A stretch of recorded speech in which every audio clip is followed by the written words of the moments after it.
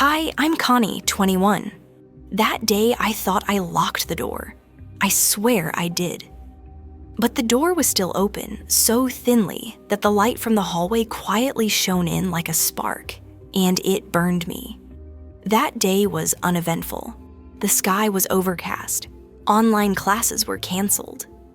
My dad was at work, and my stepmom, Rachel, was cleaning somewhere in the house. I wasn't in the mood to study much. My mind was hazy and tired. I opened my laptop, went online, and like an annoying habit, I clicked on a video I knew I shouldn't watch. No one had taught me about these things. Just awkward conversations in health education class, a few random stories from friends, and a few confused nods from my dad. I grew up with curiosity and a lot of guilt, especially when I found myself unable to control my gaze or thoughts. I put on my headphones, the volume low, but my heart was pounding like a thief in my own house. And then I felt it, that strange breath of air from the hallway. I turned around and there was Rachel. Everything stopped. I froze, confused. No screams, no panic. No angry eyes like I'd imagined 100 times if this was discovered.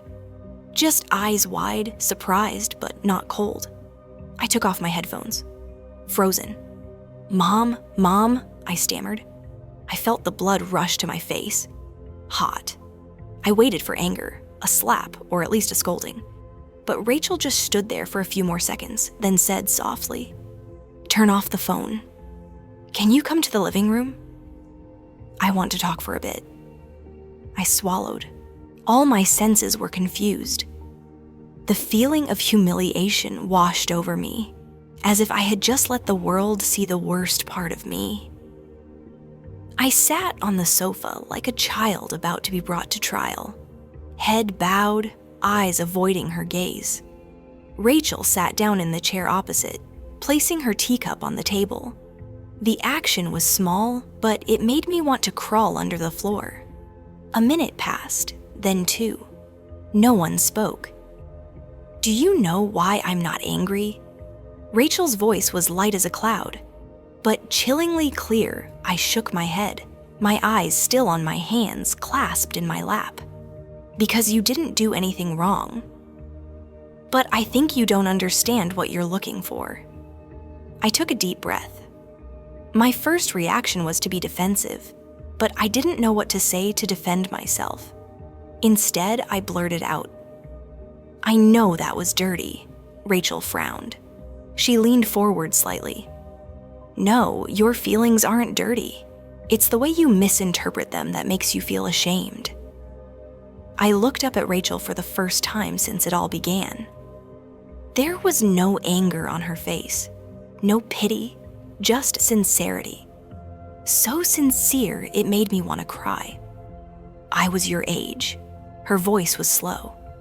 "I used to wonder why my body reacted in such strange ways. I used to hide books under my pillow because the adults didn't know. And I used to think I was a bad person just because. I felt something when I looked at someone." I snickered, both tired and in disbelief. "I used to." I couldn't finish. "Yes, I used to." Rachel nodded. We all did. But there are things no one teaches us, and that's the most dangerous thing. In that moment, all my defenses began to crack. I felt small and at the same time being seen. I don't know why, but my lips trembled, and before I could stop them, tears welled up. I turned away.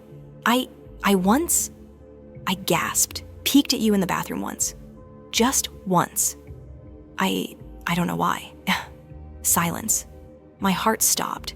I had dug my own grave. It was the stupidest thing I had ever said. But it had come out. And now everything was falling apart. I sat there, my heart pounding so hard, I thought I might faint.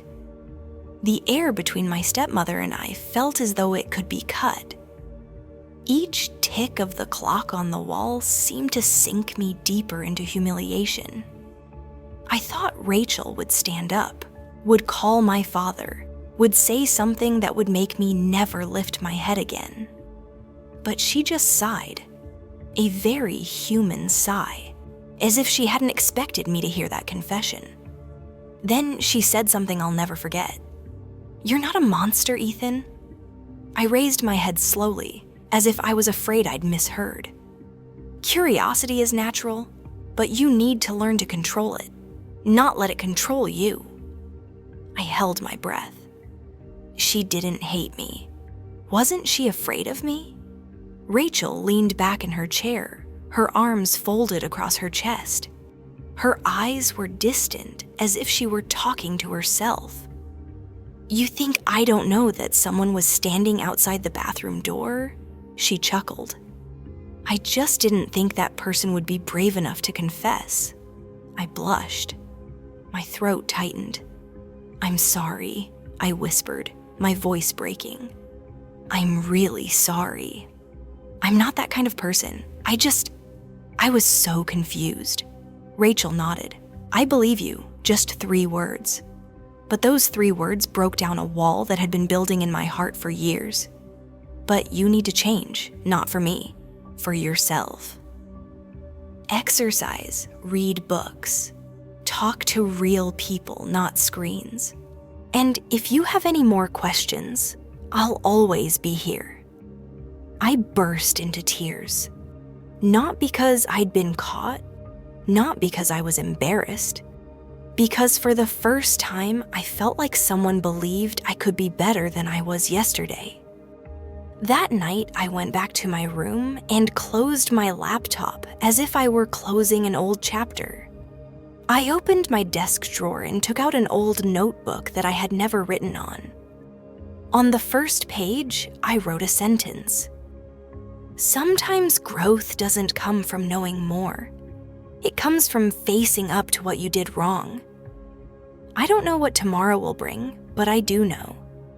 Today, that door is only ajar, and someone has used it not to walk out, but to walk in."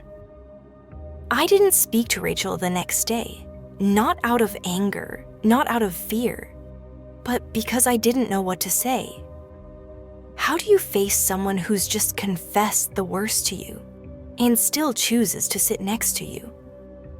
I spent the morning sitting at my desk, but my mind was drifting back to the night before, to the look in my stepmother's eyes when I said, "I used to peek at you," to the silence that followed, to the "I trust you," which I still wasn't sure I deserved. I picked up my phone, opened Instagram out of habit, and then I saw it. A video title caught by Mom, and what she did next will shock you. There I was in my old pajamas, sitting under a dim yellow light, my face flushed, crying, and Rachel's voice, small but clear. "I'm not mad at you." The clip lasted less than a minute, but the comments section was exploding. "What the hell? What kind of stepmother is this? This is why Jean are so popular. That's not right. It sounds like a..." "Sorry, kid, but who filmed this?" I pulled out my headphones. My hands were shaking. I felt naked in public.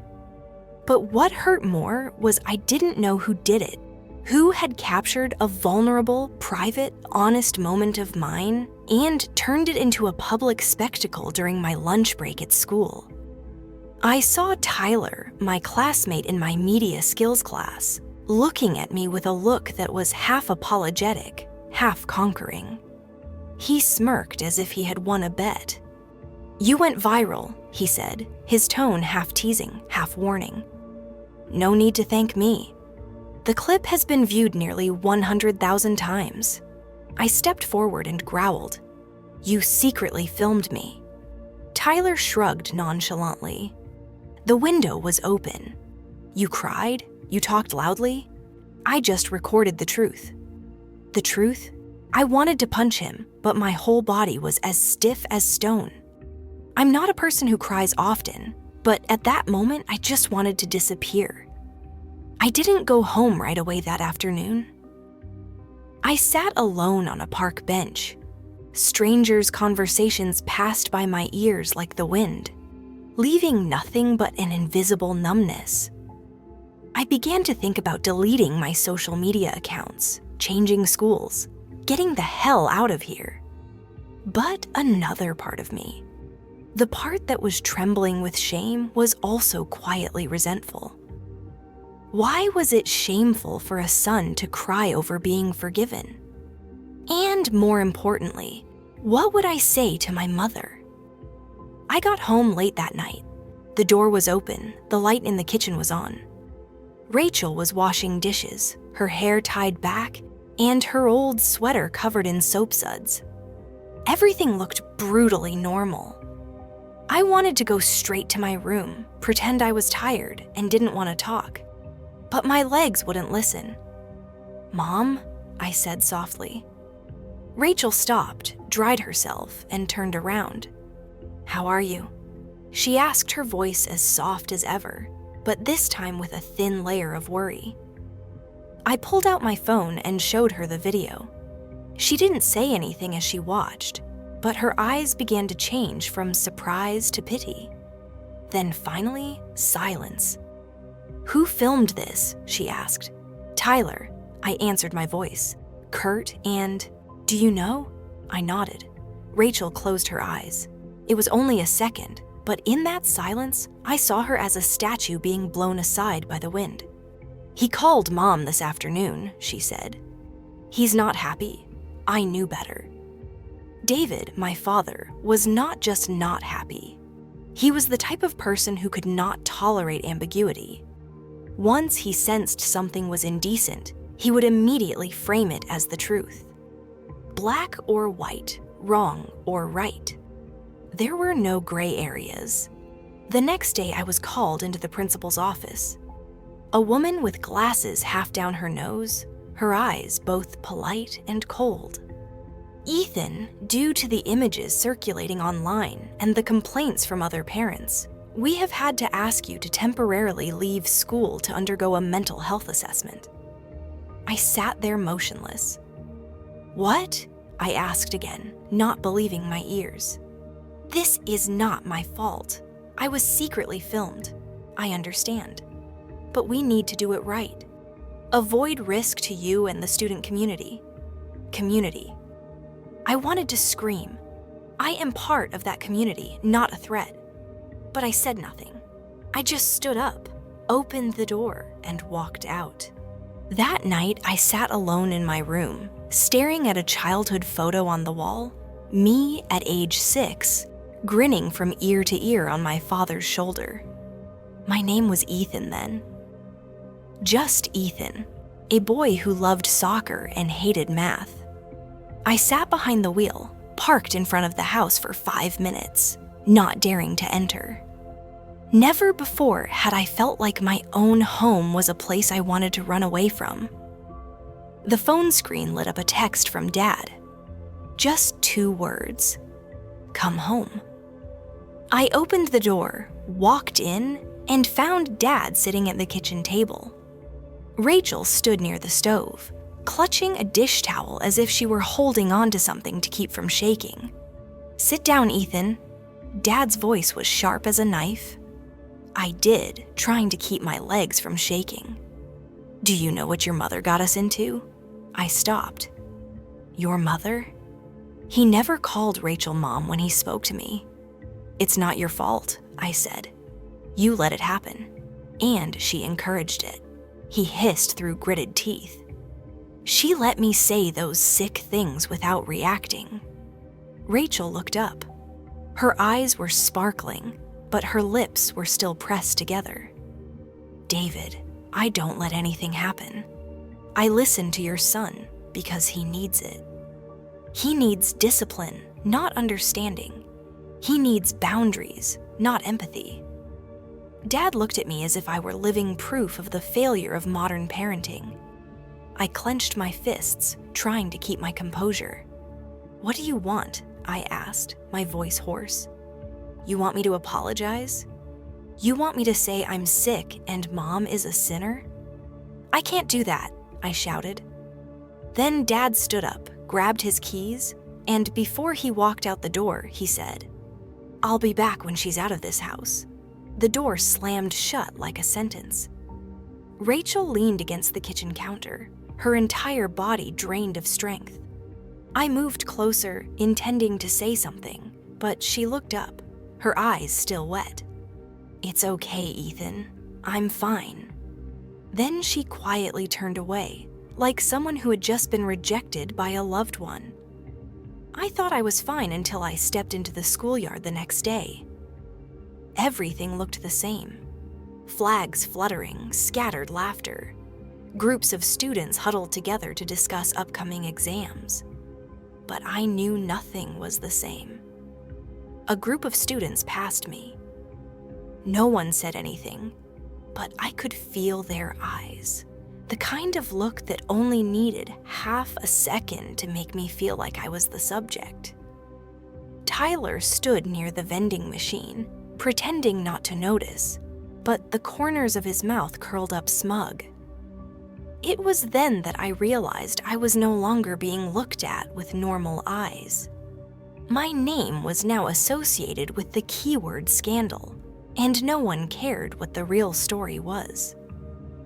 At noon, I received an email from the Student Affairs office. "You are invited to a meeting to discuss your academic status and future plans." When I got home, I found Rachel folding laundry. There was something different about the way she did it. Slower, more determined. "What are you doing?" "I'm moving to a friend's house for a few days." I paused. "You don't have to do that. I can handle it. I can explain to Dad to the school." Rachel looked up. "No, Ethan, I'm not leaving because I'm scared. It's because if I stay, everyone will keep looking at you. I'm leaving so you can breathe." I didn't know what to say. I felt angry and grateful and guilty. It all swirled together like a storm in my chest. Rachel came closer, putting her hand on my shoulder. "You don't have to fight the world. Just don't give up on yourself." And she left the house with only a small suitcase. The sound of the door closing wasn't a sentence this time. It was like a shield retreating, allowing me to stand on my own for the first time. 3 days after Rachel left home, I received a strange email from a faculty member at the school. "Ethan, I read your article. Although we don't say it, many of us support you. Don't let them silence you." I read it over and over, as if afraid it would disappear. For the first time in a long time, I felt not completely alone. That same morning, another email arrived from the Office of Academic Crisis Management. "We understand that your mother, Rachel Miller, wishes to address the board directly. The meeting will be tomorrow afternoon. You are welcome to attend." I don't know how Rachel arranged the meeting, but I know one thing for sure. She is not choosing to be silent. College closed meeting room. The next afternoon at college closed meeting room, I sat at the end of a long table, wearing a formal shirt as if for a job interview, my palms sweaty. In front of her sat 3 superintendents, a school attorney, and a parent representative. The door opened. Rachel walked in, calm, neat, but her eyes were razor sharp. No one rushed to speak. Finally, a gray-haired man coughed and said, "Mrs. Rachel, you requested this hearing. Please." Rachel did not open her notebook. She did not hold a piece of paper. Everyone was silent. She continued, her voice as steady as steel. "My son confessed his mistake. I did not avoid it, nor did I condone it. I chose to sit down, talk to him, and guide him as a mother should. And what did you do? Suspension, psychological testing, turning a teaching moment into a social scandal. Not because of the behavior, because you can't stand the ambiguity," the director interrupted. "Excuse me, but we have to protect the school's image." image. Rachel laughed, but not happily. If the school is afraid of others seeing your students cry, because they've been forgiven, then what you're protecting is an education, its empty reputation. There was a heavy silence. I looked at her, my stepmother, who had been abandoned by her husband for not keeping her distance from her stepson, now standing in the middle of a room full of powerful people and not bowing. I've never seen anyone so brave. At the end of the meeting, no one came to a conclusion. They said they would study further and review internal communications policy. But I knew the battle had begun, and Rachel was the one who threw the rock that broke the surface of the pond. That night, I wrote a status. My stepmom is not a good cook. She often forgets the names of my favorite movies. But today she taught me a lesson that no one else in this school dares to teach. Some truths need to be shouted, not asked for permission. My post got a few dozen likes the first night, a few positive comments, mostly from anonymous accounts. But on the second day, a former teacher shared, "I used to teach Ethan. He was one of the best listeners I've ever met." Read this story, and then it all exploded. The post went viral. Education sharing sites picked it up. A few TikTok channels turned it into videos. I found myself floating around the internet, not as a sensationalist this time, but as a real person. And in that storm, there was a message that made me cry.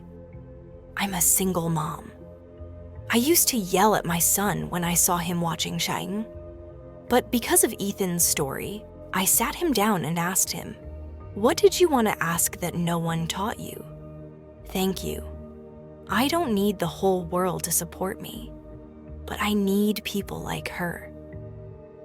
That night, I went live not to tell the story, but to say something I had never had the chance to say. I'm not telling this to get forgiveness. I don't want pity. I want adults, parents, teachers to stop using shame as punishment. Shame only silences us, and in that darkness, confusion grows. Toward the end of the live, a comment came from an account I knew very well. David Miller, 1959. Sometimes I don't know what to say either. I stared at the words. My eyes stung. The next day, the school newspaper published an official article. Disciplinary board reconsiders case of student Ethan Miller. The article didn't apologize, but it was a tactical retreat and a moral victory. A few professors began to speak out publicly in favor of comprehensive sex education. A parents' association requested a panel discussion on boundaries and awareness as the modern family. The talk was held in the main auditorium of the school. The seats were packed. There were teachers, parents, students, and a few strangers from the community. The lights were on, the microphones were set, the cameras were on. I stepped forward. No paper, no slide. I had only one thing with me, my heart. Hello, I'm Ethan Miller. You may know me from a viral video or a piece of writing, but I'm not here to explain. I'm here because I need to say something I was never taught to say. I took a deep breath. I thought that if I confessed my wrongdoings, I would be punished. But what hurt me the most wasn't that my wrongdoings were exposed. It was that no one told me I could still be heard. A few people began nodding. I continued. The only person who didn't abandon me was my stepmother. Rachel didn't scream. She didn't punish. She sat down, listened, and taught me about choices. She taught me that emotions aren't the enemy. They're signals, and that mistakes don't define you. Your response to them is, I stopped, looked toward the back of the room, and I saw him, David, standing alone, leaning against the wall, not taking his eyes off me. My father was angry. very angry, but I didn't hate him. I knew he was scared. My voice began to shake, afraid of failing as a father, afraid that my son would turn into something he couldn't understand. And now I'm a man too, and I'm scared. But I don't want to use fear to keep me quiet. I want to use it to connect. Applause. Not loud, but real. The applause seemed to hit me from all sides. I bowed my head in thanks and left the stage. When I got to the lobby, David was there waiting. He didn't say anything. He just opened his arms. I walked over and hugged him for the first time in years, not out of obligation, but because I wanted to. David whispered,